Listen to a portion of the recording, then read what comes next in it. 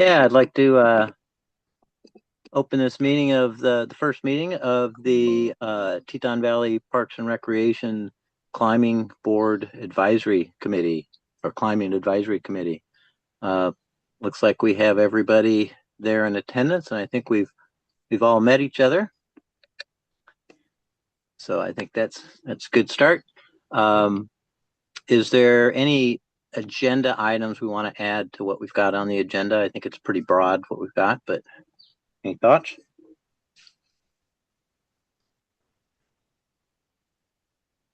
If there's no discussion, then I'll call for make a motion to adopt the agenda. Is there a second? I'll second. All those in favor? Aye. Aye. Any opposed? Motion passes. Yeah, I'd like to thank you all for this for volunteering to help on this committee. Uh, we've got a lot of work to do in a pretty short period of time, but I think, as you all are well aware, it's important for the community. And so if we can get this put together, I think it'll be a good thing. Um, so if we, kind of the first couple actions here to get done is to identify somebody who can kind of lead this up, be the committee chair. That person's basically, as I see it, is the herder of the sheep, keep everybody in order and kind of run the meetings. Uh, as I think if you all read the manual I sent out the other day, we do have to run these meetings in accordance with Idaho open meeting laws. And so when we get together as a group, we need to uh, uh, properly notice those meetings and such too. And Katie will help us get all that done too. So I guess for the first action here, if there's somebody that would like to step up and volunteer to be the chair of the committee.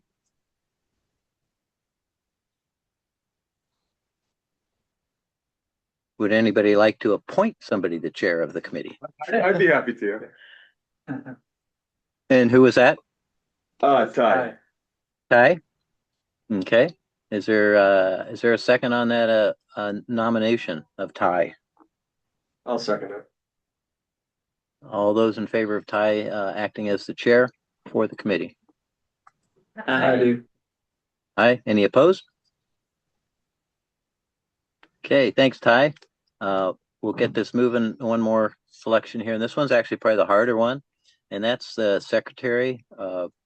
If we can have somebody that kind of be the responsible for taking minutes and such, I think that would be good. It'll alleviate a little bit of Katie's time. She's getting pretty busy, tied up with things with all these extra actions. So if we have somebody that they can definitely work with Katie on, she can help them get some things moving. Like the noticing.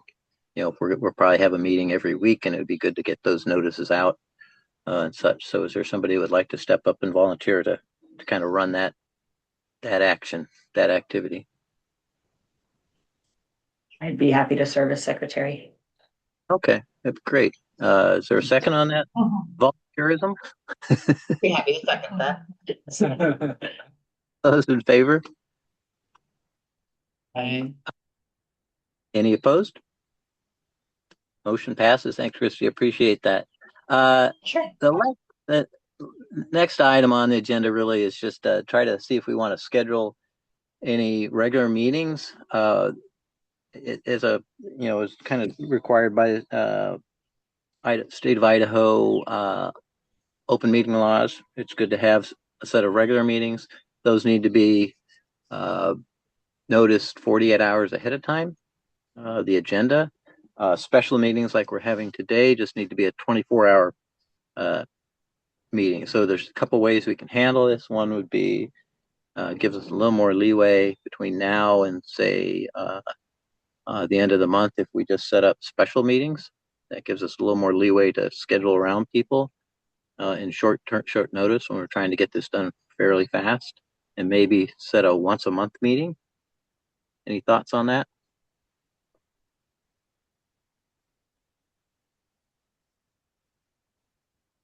Sounds fine with me. Yeah, me too.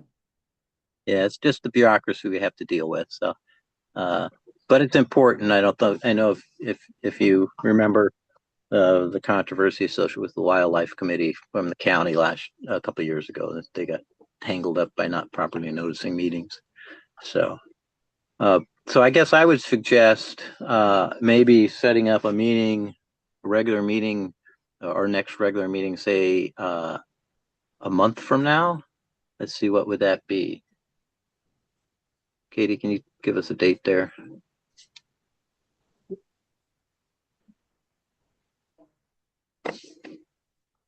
August. What is that, 24th? 24th? Monday, Yeah, the maybe. 20. Would that work for people? Say 10:30 on August 24th. That'll be our regular meeting, and then we'll just hold special meetings between here and then. Works for me. I think so, yep. Yeah.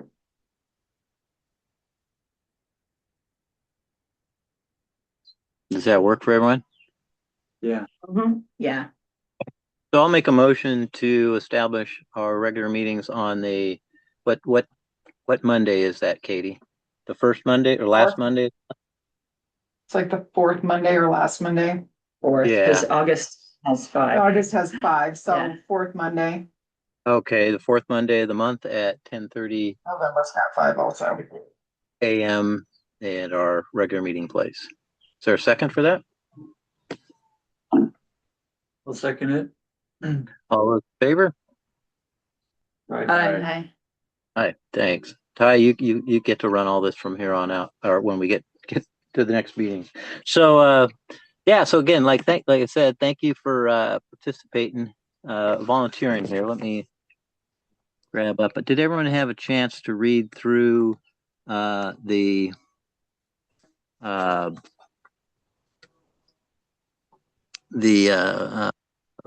climbing gym, excuse me, the scope of what this committee is to do? Yes. So basically, there's a couple things we really need to look at. One is really determining what it is the community wants. What do we need in an indoor climbing facility? And you guys are the experts. My climbing goes back to the mid to late 70s, early 80s, and that's about the last time I did any climbing. So, and there weren't such things as indoor climbing facilities at that time that I'm aware of. So, uh, so really, it's kind of what are the functional requirements going to be? And I look at this as a retired engineer. I kind of look at these things as functional and operational requirements. So, the functional requirements are what is it that facility is going to offer? We're looking at things like we've talked about bouldering. What about top rope programs? Or what do we need there? And what other kind of programs would this offer? Would this facility need to offer? And what we're looking at is the constraints is we're talking about this. Let's go back to these constraints. We've kind of identified a budget about $350,000 of capital initially to start this facility. And so that's kind of one of those constraints. And the other is that it really needs to, over time, and it doesn't need to initially, but once we're up in operation, that it covers its costs. So it's not a additional strain on the community.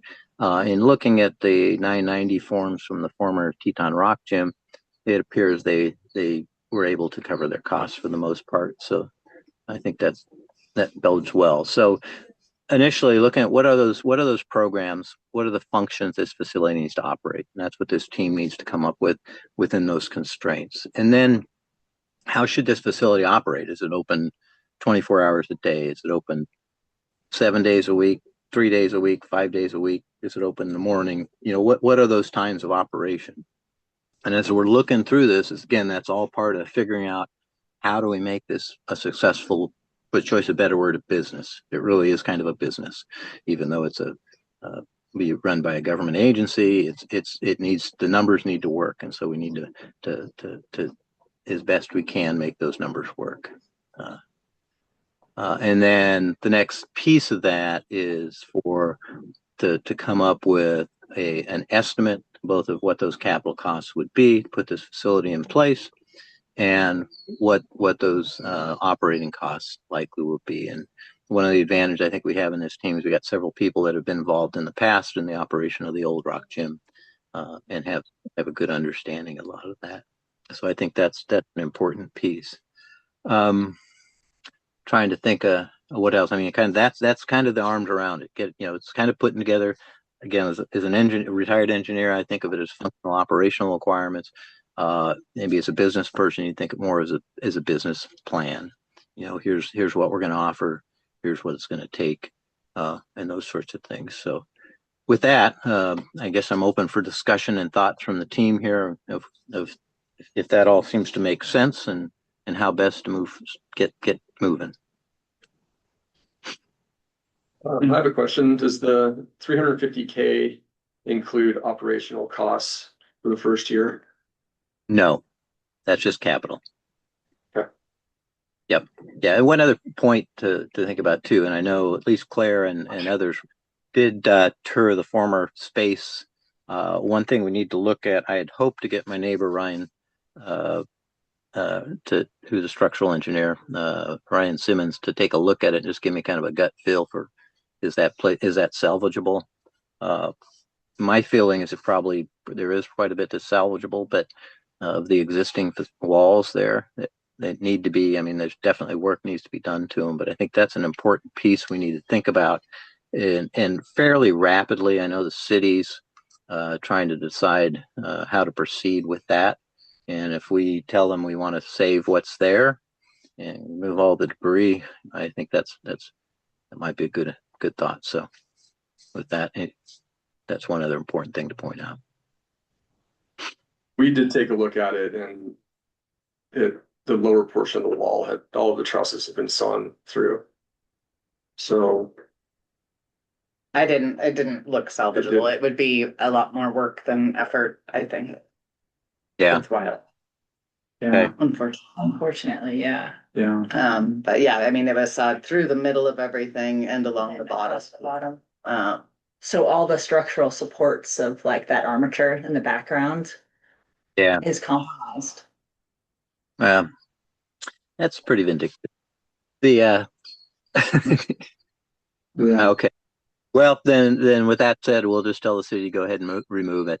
Yeah. Have it moved. Yeah. Yeah. That's pretty disappointing. But yeah, so with that out of the way, with that thought, I guess we're working from ground zero there. So, which is a That's good thing, I think. It Yeah, opens it us might up be. to a lot of possibilities. Yeah. yeah. So there. Another long-term thought is this facility going to be the end all? Is there any recreation facility planned for the future? Or even if this was an initial facility, if there ever was another facility built, could it tie into the whole programming structure? Like that's a bigger, higher level question that I was wondering, like, is there any recreation building in the future, basically? Yeah. Yeah. So yeah, that's a good question, Sven. The lease, the cities said they can give us a lease for up to 5 years. That of course probably could be extended too, depending on what happens. But they said they'd give us 5 years. There is an organization in the valley, Teton Valley Aquatics, that is looking at developing a recreation facility. And right now they're looking at working with the YMCA as part of that program.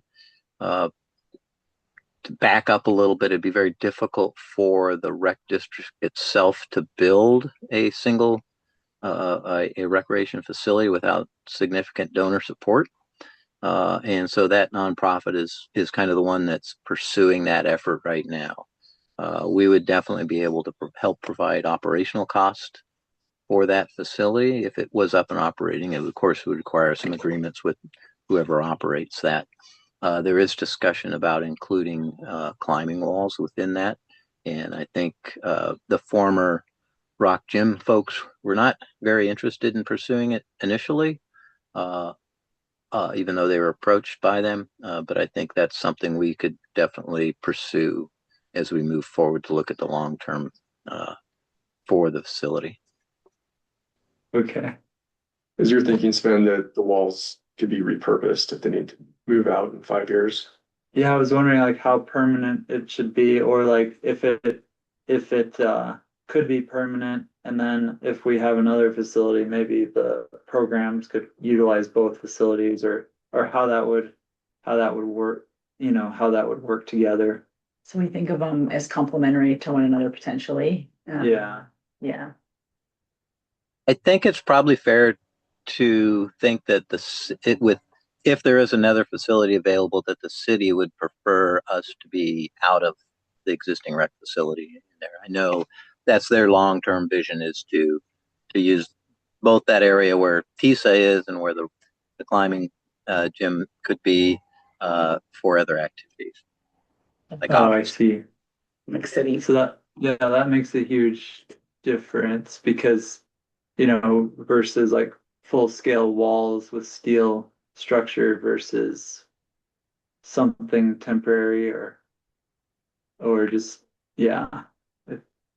You can also is maybe there's a way to put in temporary structures that things that are full scale that can be removed, unbolted, taken apart with a hacksaw taken to them. Repurposed. Yeah. Yeah.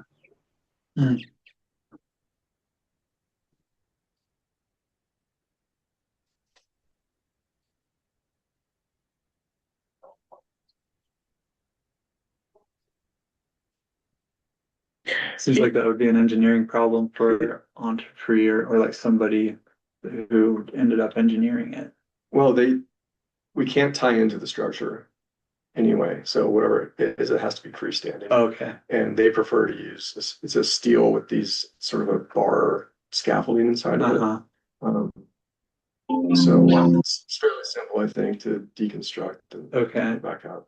So, It's good. and then there is also the adjustable walls. That's something we won't look at. Yeah.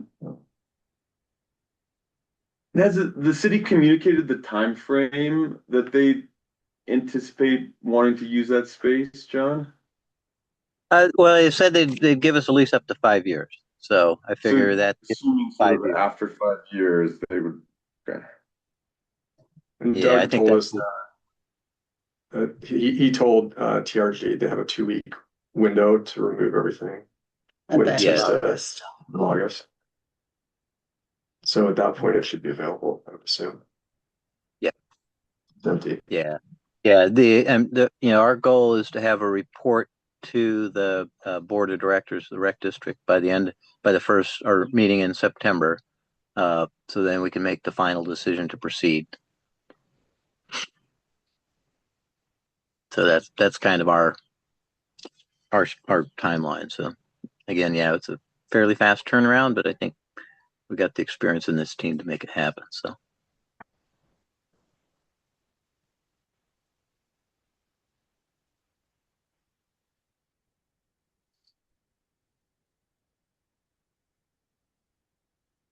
And I like the way that you look at it being a engineer, from your engineering background and project management. Another way of looking at it is our user groups in Teton Valley and the core climbers versus like the recreational climbers versus like the people who are aspiring to climb outdoors and use that experience or use the indoor experience to climb. Then the social parties and then like the tourists, like the one-time users. I think it's important for us to like categorize the user groups to be able to like help us decide the design. Yeah. Yeah. Yep, And I like agree. which I think ones that part. Yep. Go ahead. from a facility and also a business, like I I know that there's some things that the core climbers don't probably actually. Jansen knows a lot more than I do probably about how many um membership climbers there was versus like how many like one-time users or people utilizing the facility as a party or a gathering sort of um but yeah, I think those should all be considerations into the design as well.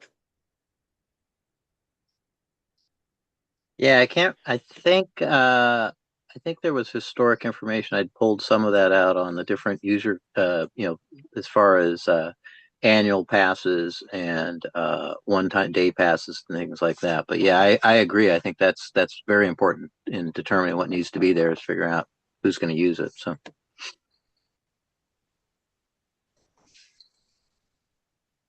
And if we were gonna survey, the community to really get a sense of what people are looking for in a gym, what they want to see.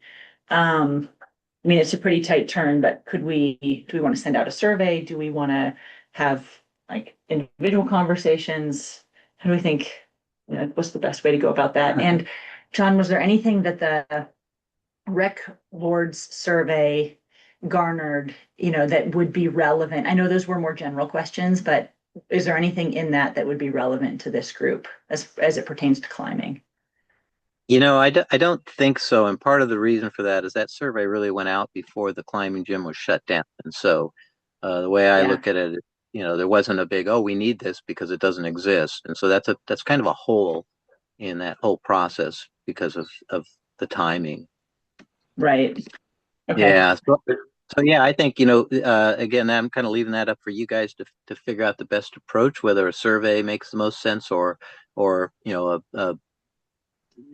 one-on-ones with people trying to figure that out. If if you can hit most of those groups and try to understand what their needs are, that might be expeditious. If a survey is you think will garner enough input, I think that's also a good option too. So pretty quick turnaround. I have an email list of about 120 climbers and community members. They've been really responsive to surveys and outreach Yeah. before. Does the city have like Microsoft Forms or, I mean, do we have like a way to get a survey out? We do. I think there's also, you can utilize SurveyMonkey and that actually kicks the data back and it's free. Yeah. And it does like 10 questions. It has a variety of questions. We can get that out super quick and just have the data start coming Yeah. in that way. Okay.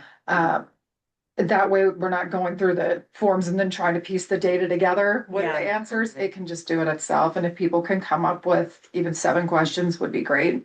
I Okay. think 10 might be a little bit too much, but we can do 7 with an option of people putting in an input. Okay. Yeah. Yeah, it does sliding scale Yeah.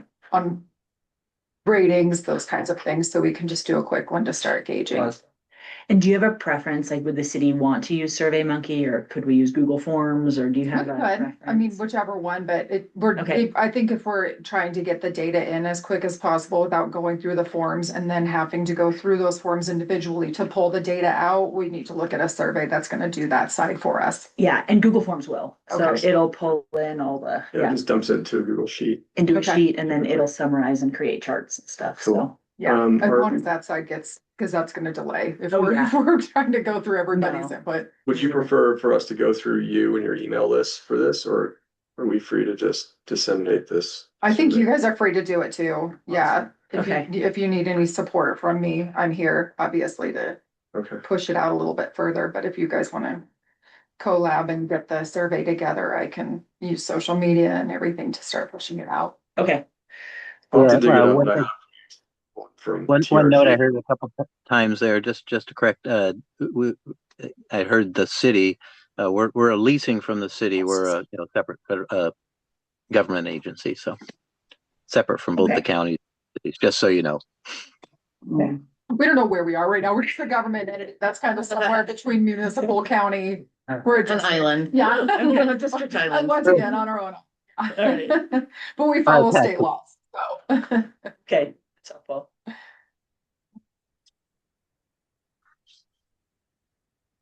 So I would think that, a goal of ours could be to get that survey ready, like for us to kind of, come up with some questions and figure out what we wanna get Yeah. fairly quickly. Yeah. So that we can start getting information back from people. Do we want it to like, forget, like truncate, like, I'm a parent and then these are the 7 questions. I'm a professional, I'm a Oh, climber. we These could. are my 7 questions. I'm a nonprofit collaborator. These are my 7 questions, We could, I'm Yeah. not sure there are 7 questions that speak to everyone. Yeah. yeah, I mean, we could have it, we could have a split right from the beginning. Um,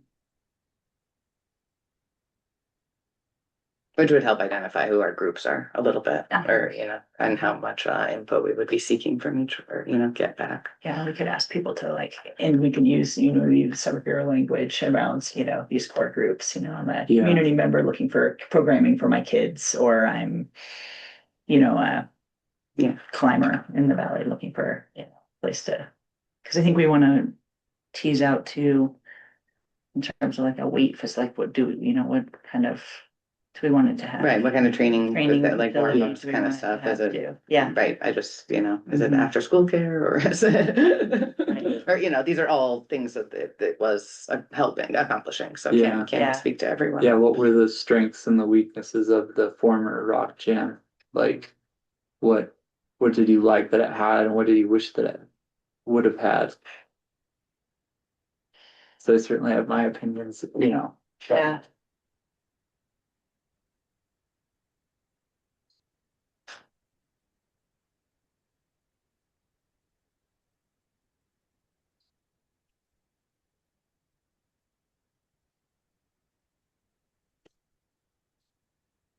Yeah, Is so there, maybe it's like, go ahead, Jen. oh, okay, I was gonna say, while we're doing that, is there somebody that kind of wants to lead up, maybe looking at the different kind of infrastructure options that are out there and available? I know there was the one portable walls, the bouldering walls that were proposed earlier. Are there other, systems and things we can look at that and to help us kind of start thinking and compiling all those, so when we get the results back, we can kind of figure out how those all fit together. Yeah, I have some bids out actually with Entrepreneur Climbing Systems and Walltopia. We just need to Cool. get them some more accurate square footage and ceiling height data. So Yeah, and one thing we can think about too, we've kind of set up some parameters around this, but we can also look at how we can grow into the future too.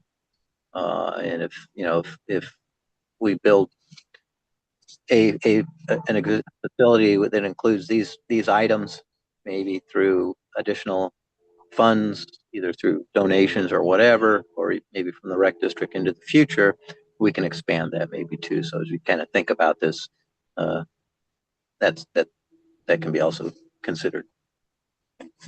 So like you're That's proposing great. like a phased approach to Yeah. developing out? Yeah. If that's needed, yeah. Okay.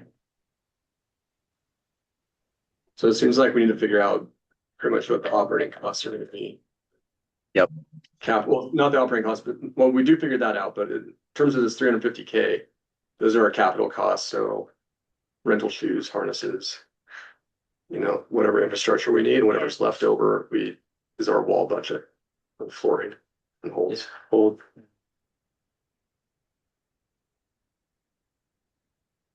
So we need to get, I guess, some firm numbers on that, not just the estimates that we got from Christian. Holds are probably like a fourth of the budget. The EP, yeah, I know. What EP and Kilter, their quotes that I've received include holds Okay. and volumes and things like that. Well, that's They have different sort of like starter sets. So Is there anything, we have the capital, from the rec district, but is there any additional fundraising that we want to try to do? I mean, is that a question that we want to put in the survey? Would people be willing to, or would they be interested in donating, or is that even appropriate? would it be like a sell memberships before the gym's open for a discount or something, or Maybe, I don't know. or another question I have is like, you've penciled in 350,000 in September. If we find out that it, whatever, it's 380,000, would that be something that the rec district would consider? Yeah, I think those are within the what I usually call the error of the estimate at this point. So, I mean, it's not going to kill it by that much, I wouldn't think. But again, we have a target, try to shoot Yeah. that. Answering the question relative to donations, if people are willing to show they're willing to do some donations, I think that shows more community support. So I think that's a positive too. So I don't see any problems with anything there. There was, just for food for thought, the wildfire mitigation fund was just opened at the community foundation, and this is to start a government or expand fire mitigation in the community, but instead of starting in their own nonprofit or whatever else, they're just fundraising through the community foundation through this fund, and then they'll give it to the agency. Oh, And okay. but they were waiting till they had like a full amount to fund this person for a year. And then, but then they're not starting their nonprofit or something like that. So I imagine we could do something like that. It's just open up a fund temporarily. And the other big question. Yeah, the rec Go district ahead. has Friends of Teton Valley Sports and Wellness is our nonprofit arm. We have a memorandum of agreement with them for Mhm. raising funds through them, and so that's sort of the same sort of thing. They're an existing kind of I'm quiet. also on the board. Yeah. One other disconnection. Can you hear me, John?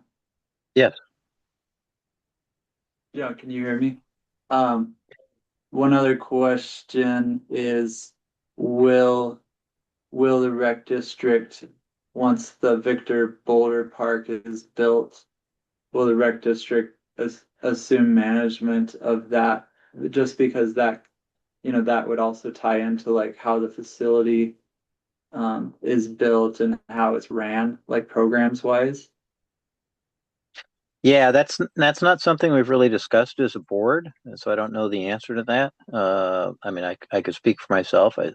As one board member saying, yeah, it probably makes sense, and I think that's something that this team could look at. Does if it makes sense and it helps make both a better operational, better numbers, makes the numbers work better. I think that's a positive.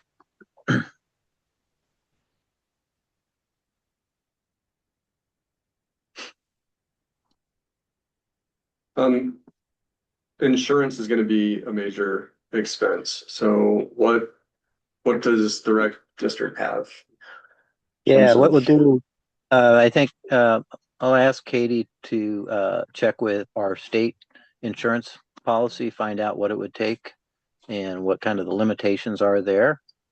Budget, like an idea of what that insurance cost before. Do you remember? Don't.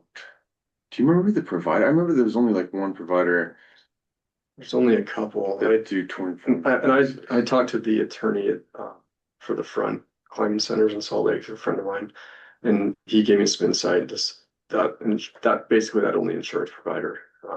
So I could get with him again and see if we're gonna need like supplemental. I would assume we would. I Yeah. doubt like the state would touch a facility like this with their insurance. But Yeah, I know But the if- nine, it seems like the Yeah. Rough Gyms 90 form had some numbers in there. I can't remember what they were. I think I included it in my initial analysis I presented to the board a couple weeks ago. I don't know how valid that number is anymore, but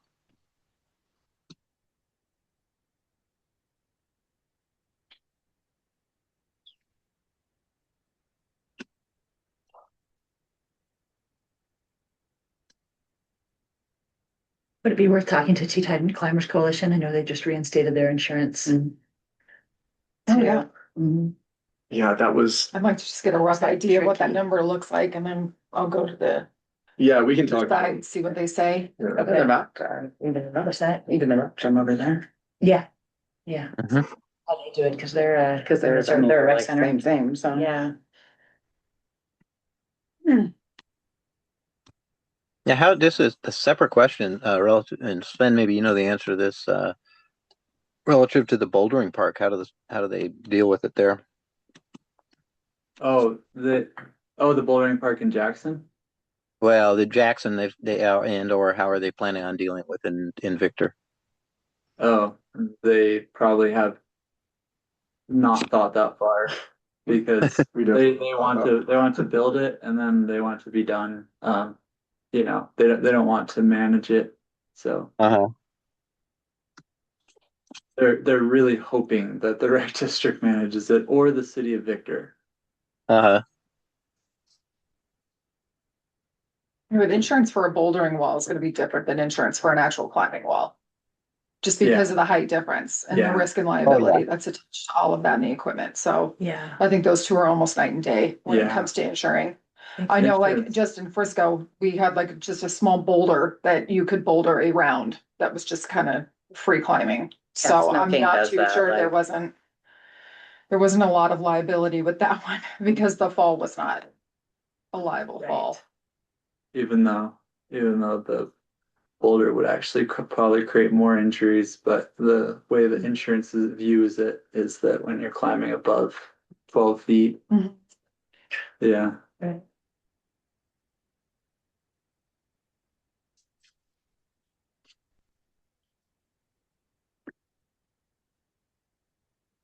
One more thing is I can ask, I know that both the owners of the Rexburg and the Idaho Falls Rock Gyms, and I can ask them as well.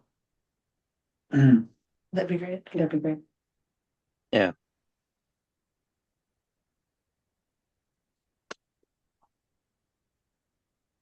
That's helpful because it's Idaho. Mhm. Wyoming might be slightly different. I don't know. Mm-hmm. Insurance for Teton Rock Gym's 990 came to 14,394 For the Yep. year. in That's 2020. sounds like the 14,000, number. Thank you. way better than I thought. Yeah.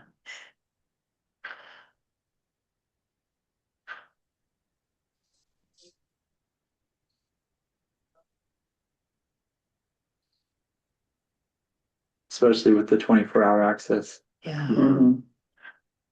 Do you know who they used? Jansen, does it say? No.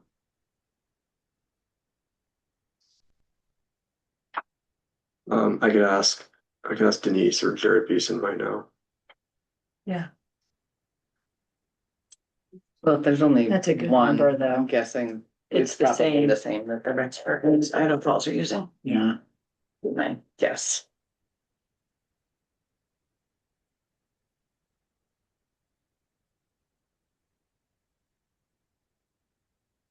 Do we have a sense, Jansen brought up shoe rentals and harnesses on what you can get those at? I mean, I guess we need to know, get information back from the community survey to find out, how much kids programming are we gonna be doing, but do you have a contact that could give us a quote on kind of bulk ordering of those types of things? Yeah, we figured it Yeah. out. Okay. Sad that there's a bunch of this stuff just sitting somewhere in the valley. Expert. What's that? It's Rexburg. Had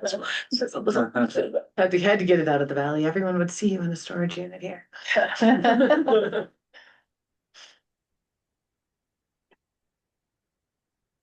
They didn't really have like a fleet of rental shoes. No, Like they were just nothing there was great. Yeah. like, So yeah, there's rental shoes that are like non-marking and highly durable. Yeah. Yeah. Like the different rubber.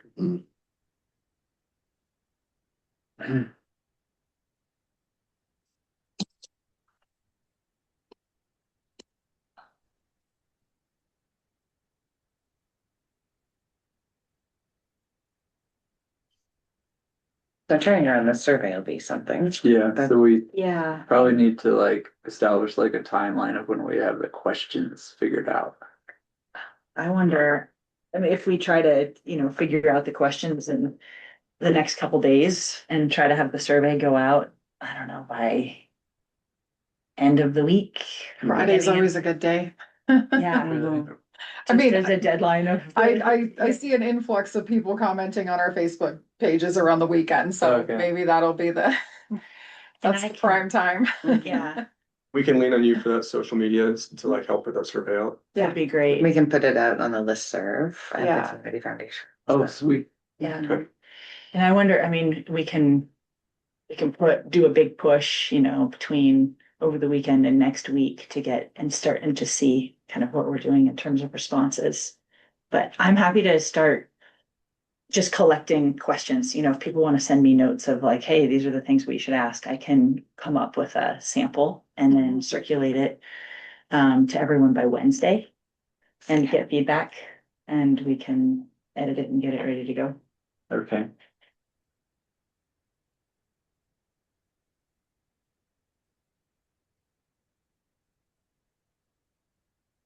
Yeah, first week of August and see how it goes and. Mhm.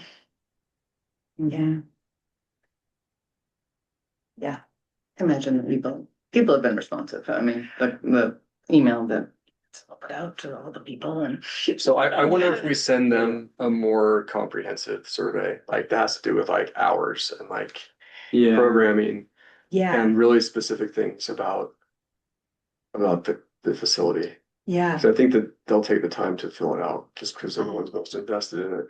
And then there could be a broader community survey that goes out that ask about like birthday parties and Yeah. Or maybe that's where These are the Claire's pro one, climbers. These are the, Yeah. we are. where if we have someone self-select that, hey, I'm a pretty serious climber, Okay. they get a much more detailed set of questions than someone who's, I'm interested primarily in kids programming, and they get maybe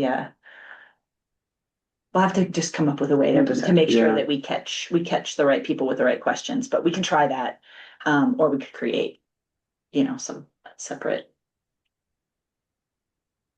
But I feel like it would make more sense to have a single survey. If we could. If we could, I that, think, Yeah. When we can kind of do like we're doing with the master plan right now, where we did like the basic questions and then we took the answers from that and tried to get a deeper understanding through a second round of survey. Yeah, okay.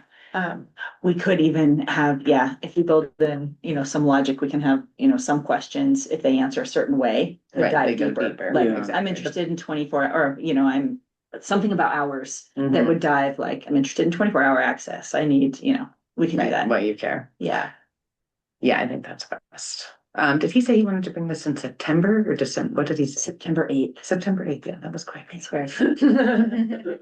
Yeah, and Very fast. the reason for the quick turnaround is the city needs to make decisions about that space, and so yeah. That's why we need to have survey results back by like August 8th or something, maybe. Yeah. So yeah, that's really getting it out and having a solid week.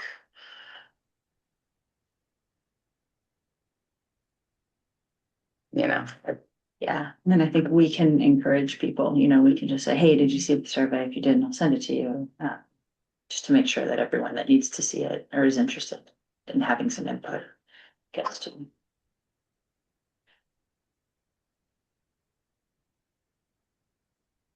That'd be great to have like results though by the 10th, this is it, essentially. Yeah. To then figure out what kind of programming or what we're gonna suggest. Yeah.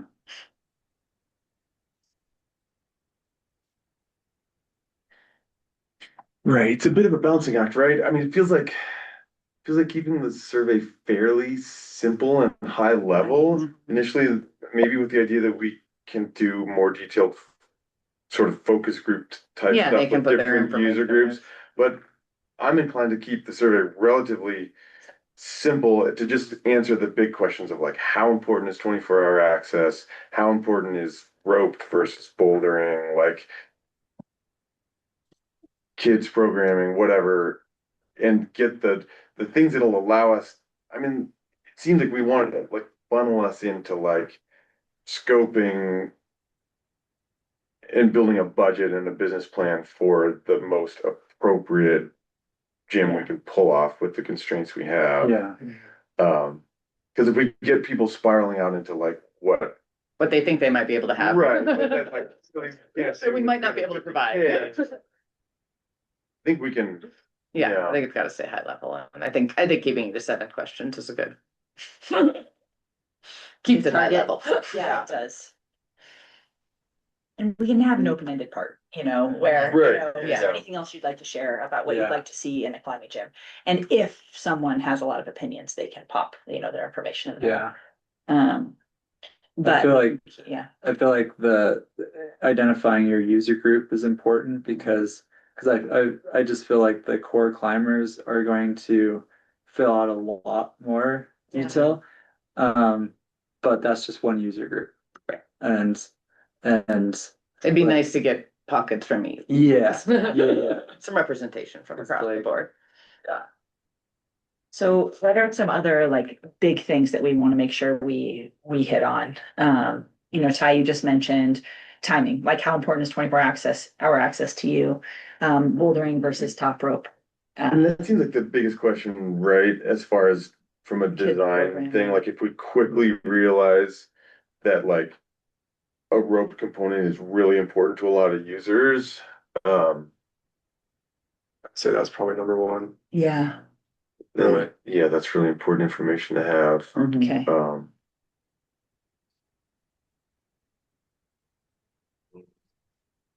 We need to address the therapeutic rec users as well, Right. Adaptive. Yeah. That's it. And after and school. what that looks like and what their program expectations would look like. That can be Yeah. reaching out to me, Carrie. And youth recreational and competitive are like huge user groups that are super important because we're fostering future climbers.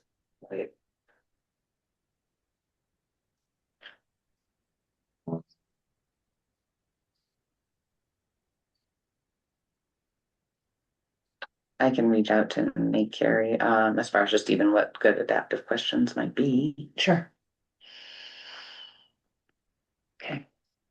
And that might be something too that Or we can. because we have Nate here, we can get the information. Right, maybe we Yeah. don't need, yeah. And Yeah. I can't. And Yeah, I can't ABC would imagine be having to, another. like burn one of 7 questions Mhm. to Yeah. try to drill in. Yeah. on Yeah. Adaptive. But I'm Might happy to be- reach out to him just to get his finger on the pulse. Yeah, but we could have that as a user group, like which best defines you. Yeah, yeah. Therapeutic, adaptive Totally. user, and so we know, like, whoa, 20% of our survey respondents were in this group. And he can share that out with his people, Mhm. just to have a better sense of how many are in each of these groups. Yeah, Yeah, no, I think, I've talked to Nate and in the past too, on other things we've done. He's really good at just saying, hey, when you start to design things, include these considerations. And I think that's, he's said he's open to supporting this group that way too. So. it's great. Jansen or Ty, you guys know someone who has like the most recent numbers from TRG. Like the reason why I'm thinking of it is like, so say 60% of the revenue came from climbers with memberships, then that would kind of help steer the facility design versus like if only 25% of the memberships were, funded the actual operation of the gym. Because if it How important are members? yeah. Like how important are members? Because like in some gyms, like members aren't that important, and what makes all the revenue is whatever. Like Programming Yeah. or something. but I remember Jake saying like there was some anomaly with this gym, but that was like many years ago. So yeah, so do you guys know like former board members that looked at numbers or? Recently, Can't really remember the percentages. They leaned really hard on programming this Yeah. last few years though. As a Parks and Rec facility also, is there like can you have membership?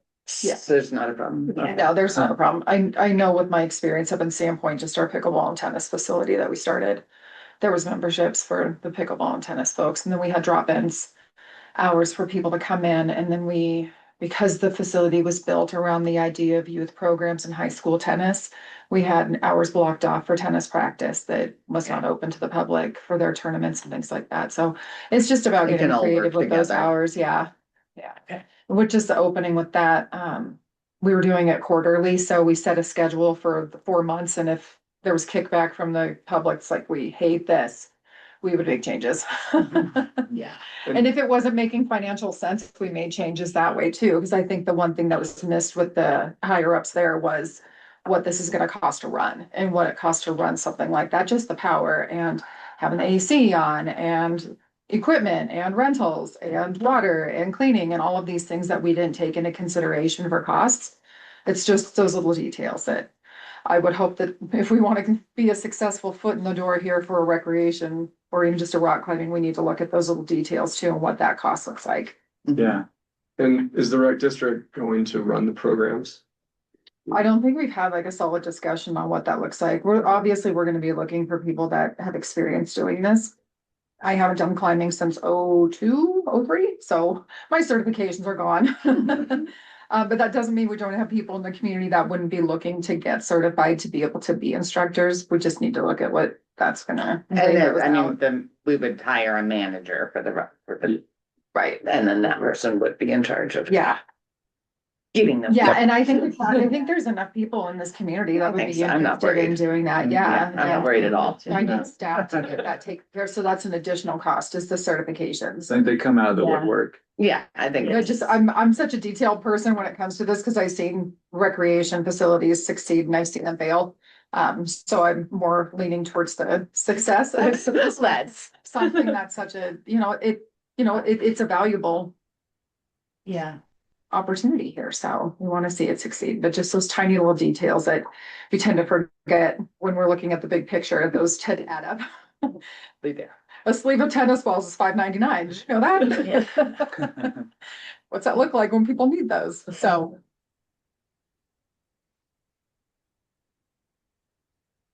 Do we want to just establish our main user groups before? Yeah, like what? Like we just what just these see. big buckets are? Yeah. Core climber, So would someone know what that meant if they're trying to self-identify, like in this group? a regular rock climber, We like, do like Yeah. beginners, Enthusiast. novice, professional. Or like recreational seems like. Yeah, one. recreational. And then. What is the thing that says that you're more than that? Yeah. like social casual would be like, I climb once, 1 to 2 times a month. Maybe they have their own definitions. We could Like, put yeah, parenthetically, yeah. like, Yeah, here's yeah. what this means. Core climber. Yeah, so I maybe- use the facility regularly, meaning 3+ times a month. And maybe go outside. Yeah. And then like casual climber, and they use it 1 to 2 times a month.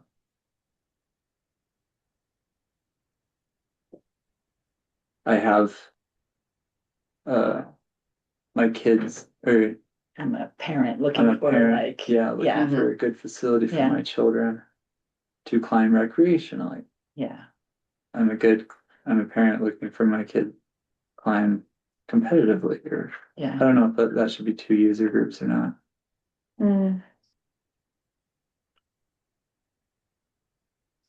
I think the kids at this age are gonna answer that they'll do it themselves. They might fill it out themselves. As a competitor, they're gonna, Yeah. and Yeah. then we're parents of kids. I don't Mm-hmm. know that there aren't that many of us. I don't. Yeah. Right. Two They'll all be excited. of us are on the committee. Three of us. I think we're counting. Yeah. But I do think like the after school and the parents care. So then we've got like adaptive therapeutic users. So,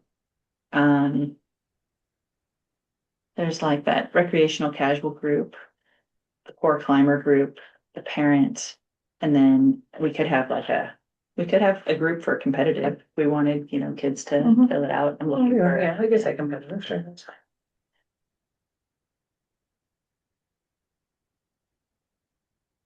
Cause there was even that, 19 or slightly older gal who was competing too, so. Yeah. It was a Paralympian. too. How do you rephrase, like, I don't climb, but I would like to use the facility for whatever, Like the exercise. church equipment group or like Oh, homeschool gathering. Events and stuff. Yeah, yeah. Birthday parties. yeah. You just say, Community space. Or yeah, like the community member, user. community member. user. Community member. Yeah, and then, Yeah, I think,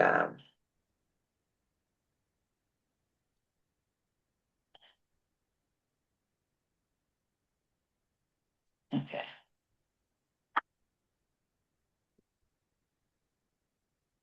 Do we force people to select one group?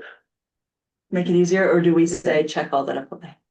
well, but if the questions vary. If the questions vary, then. we couldn't Then do no, that. but you could say you can fill it out again as a different user. Yeah. Because you might be you might be in the you might be competitive, but you also might care about the therapy, the adaptive whatnot parts. So Right. those are two different Right, questions potentially. okay, So you can say that in the beginning, like in the intro, if you fall into more than one of these, feel free to fill it out a second time. yeah. Okay, I'll play around with it and then give me feedback, and don't worry about like. No private We're down and audience dirty here. at this juncture. Yeah, no, this does not work. Yeah. It's fine. Yeah. I guess I would still, my inclination would be to have a single survey Single that survey. doesn't like just for this initial one, we don't have long to prepare it.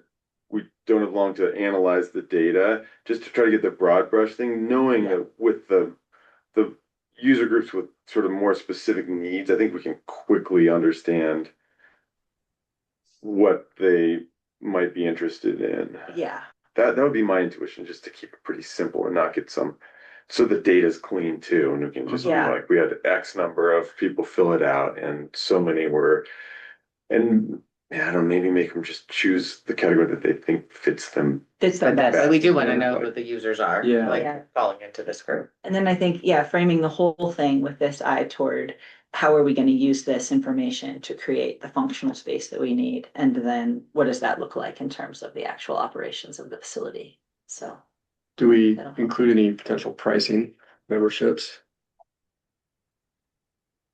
Like what people, I mean, or is it, the pricing's gonna be what it is in Yeah. order Feels to too sustain weedy, it? kind of, yeah. Yeah, as a government agency, when we set rates, we'll probably have to publish those. And, they need to cover costs, but they're not to be, as my understanding is, not create a profit. So just something we'll have to think about as we get there. They're just gonna be what they're gonna be. They're not yeah, gonna be dependent on anyone's opinion. Right. we could ask, if they're likely, if they're likely to purchase a membership, or if they would be more likely to just, pay for A single programming or single time Or use, fun pass or something like that. time. Me too.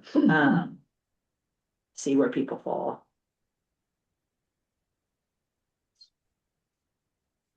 24-hour access, is that a question? Can we include? I think that's so. important to me. That was clutch when they introduced that. That was awesome. Yeah, But I just don't know how the insurance works. I mean, more so of the like, if that's what we're like scoping and defining, it has really some specific requirements, I guess, or like might affect insurance and They had to like padlock all the. offers. Or like, I don't know, if we were to somehow scope something that didn't have 24-hour access, it would seem like the budget for it's just gonna change. You'd like having like really extensive staffed hours, that looks a lot different from an annual operations budget. Mhm. and I think about making a recommendation to the rec board, for us to be able to say, we're recommending 24-hour access because 80% of our respondents, indicated that that's important to them. It gives us some, Yeah, data Yeah. to stand on, or we're gonna go with this model because a very small pool of people, So I think asking about that's important. Do we want to ask about specific hours now, or is that, when are you most likely to use the facility? I would look at that question. Yeah, When are you most likely to use? and we can have just range of Yeah. times. yeah.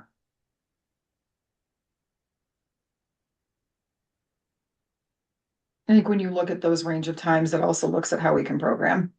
Yeah, So if there's more families that want to do after hours. You know, after they get done with work from 6 to whatever, we can look at a program on what that looks like for families and kids to come through. And if there's competitive and they're tend to lean more towards this time, Yeah. being able to have a little bit more of a structured schedule if we can't do a 24-hour. Yeah, but that was an issue that we looked at before because there were a lot of people who didn't want to boulder and they wanted to climb on ropes, but with the 24-hour access, they weren't allowed to. Right. It was restricted, so they didn't have memberships because of that. Was that an insurance thing? Yeah. Yeah. Okay. Yeah. But there's also, I mean, there's creative ways to solve it, right? That could be staff members only hours, Yeah. right? That just has maybe a single staff member and they're not checking people in Or running programs. running programs or anything Yeah. like that during those times. So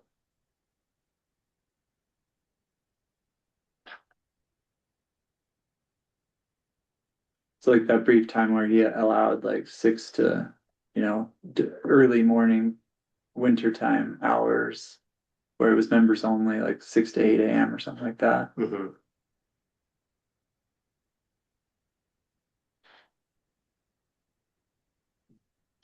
Is there anything?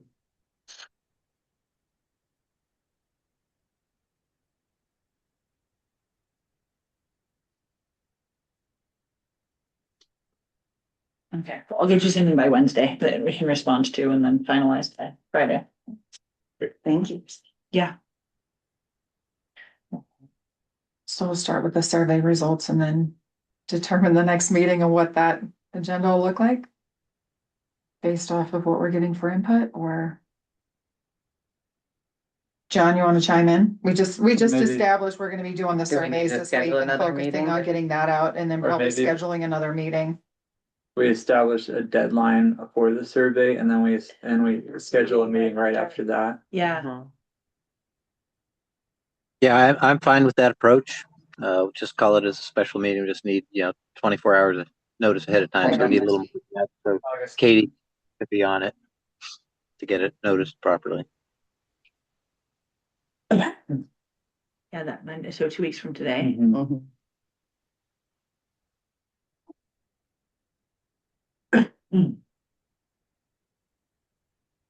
And Thursday. I think 10:30. Same Yeah. time. Yeah, and I think it's probably fine to, be communicating via emails back and forth for discussions and stuff. Just those emails, just if they were to ever be requested as FOIA, they could be. So think appropriately when you're posting, putting things in emails. Yeah. Do you want to be included on those, John? Sure, I think it'd be Emails? good. Yeah, Okay. I think so. Wouldn't hurt. Okay. Katie, so Yeah. Okay. that's a good way to make sure they're kind of collected somewhere. So if somebody wants something, they all go into me, and that makes it easy. Okay. Okay. Great. I'll be in touch with the climbing wall manufacturers too. Okay. We've got Kilter, Walltopia, EP, and Vertical Solutions. Cool. Vertical Solutions, the Salt Lake. Mhm. Yeah. Yeah, I know those guys earlier Yeah. too. They've been pretty bad about getting back to me. If we can get the insurance costs too, just the average Okay, on what goes on Yeah. around here, so I Do you- can go to the state Yeah. with some numbers What's and that? see what they say. get the insurance. Oh, yeah, costs for Rex Yeah, Boone. Yeah. I'll contact both of the owners. Yeah, I am in it. Okay, Okay. Then. Yeah, I would. and maybe we figure out what the Jackson Rec District is doing, they have, I mean, I'm sure it's supplemental for the climbing gym. But how that looks being a government entity. Yeah. Yeah, that would be. Yeah, really I'd actually, I interesting. think I've they're got programming his everything. business card. I met those guys a couple months ago, so I'll just reach out to him and ask. That'd be great. Thanks. I'm curious.